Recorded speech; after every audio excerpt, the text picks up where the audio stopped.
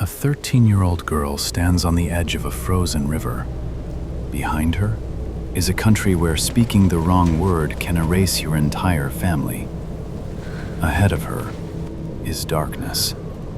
No lights, no guarantees, only the unknown. The guards are somewhere out there. If they see her, she will be dragged back, or worse. Her heart pounds so loudly, she's afraid the night itself might hear it. She cannot swim. She cannot fight. She cannot go back.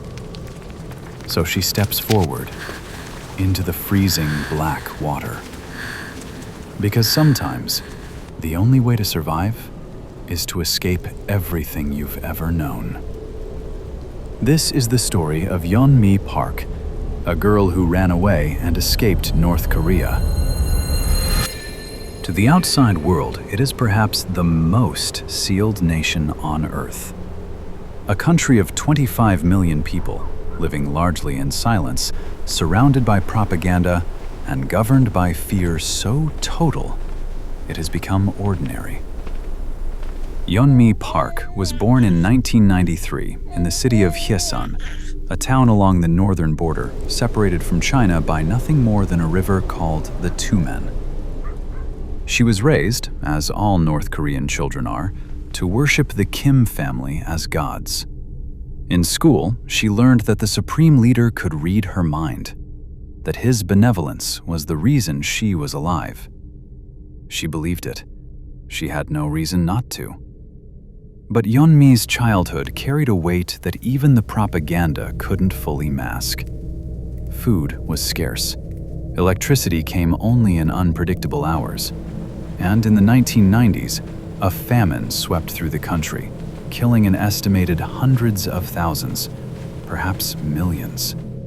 She watched neighbors waste away. She felt her own stomach cave in on itself. And then, her world cracked open.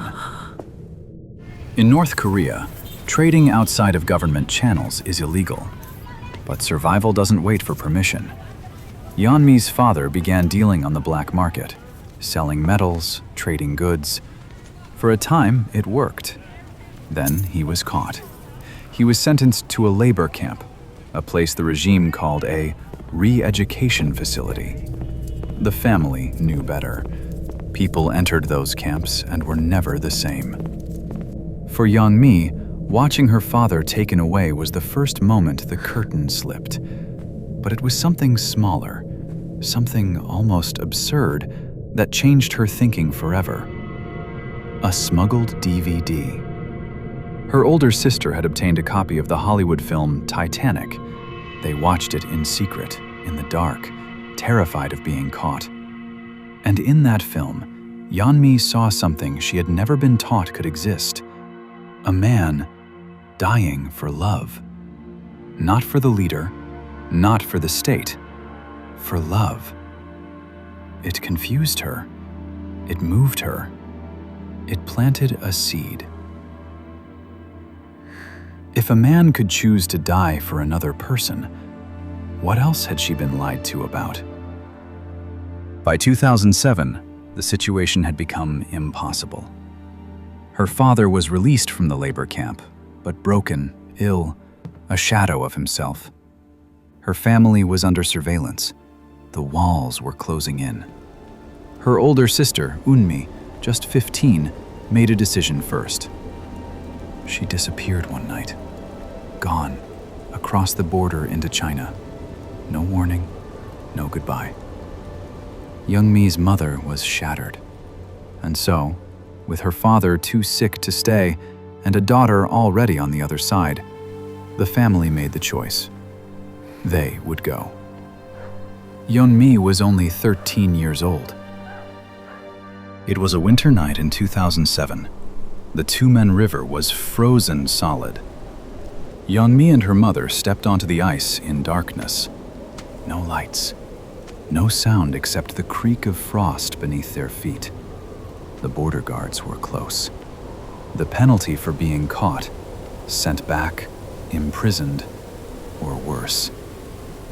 They moved in silence, one step then another.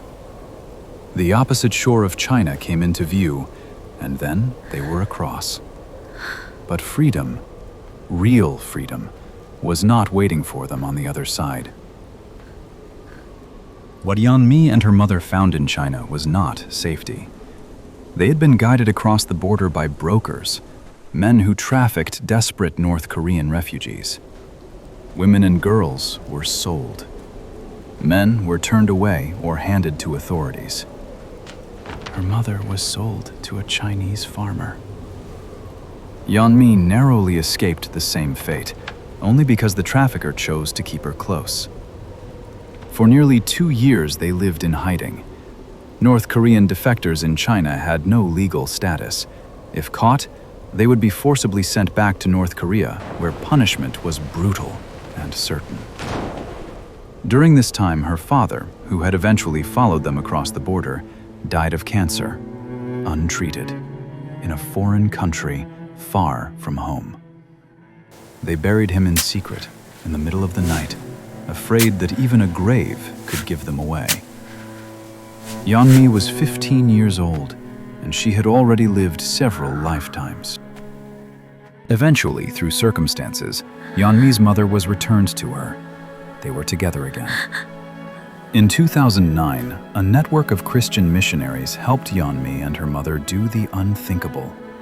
They would walk to freedom, literally, through the Gobi Desert, in winter, guided by stars. Because in the desert, there are no roads, no signs, and no mercy. Just the stars above, and Mongolia somewhere ahead. They walked through freezing nights, barefoot at points, guided by compass and faith and sheer will. When they finally crossed into Mongolia, Mongolian border guards put guns to their heads. Yeonmi's mother threw herself onto her knees and begged. She told them, "Send us back and we will die. We have come too far to go back now." They were taken into custody, but not sent back. They were transferred to South Korea, and for the first time in her life, Yeonmi Park was free. Freedom, Yeonmi would later say, was harder than she expected. In South Korea, she had to unlearn almost everything she had ever been taught: language, history, the way the world worked. She went to school, she studied, she rebuilt herself from the ground up. And then, she decided the world needed to know. In 2014, at just 21 years old, she stood on a stage at the Oslo Freedom Forum and told her story. Her voice trembled, her hands shook. The world listened. Her memoir, In Order to Live, became an international bestseller. She has since spoken at the United Nations and become one of the most recognized voices for North Korean human rights. She was just 13 when she stepped onto that frozen river. She didn't know if she would survive the night. She didn't know that one day she would speak in front of the world. She only knew one thing: she could not stay. And because she didn't, millions of people now know what life inside North Korea truly looks like. A 13-year-old girl, and the stars she followed across a frozen river changed that.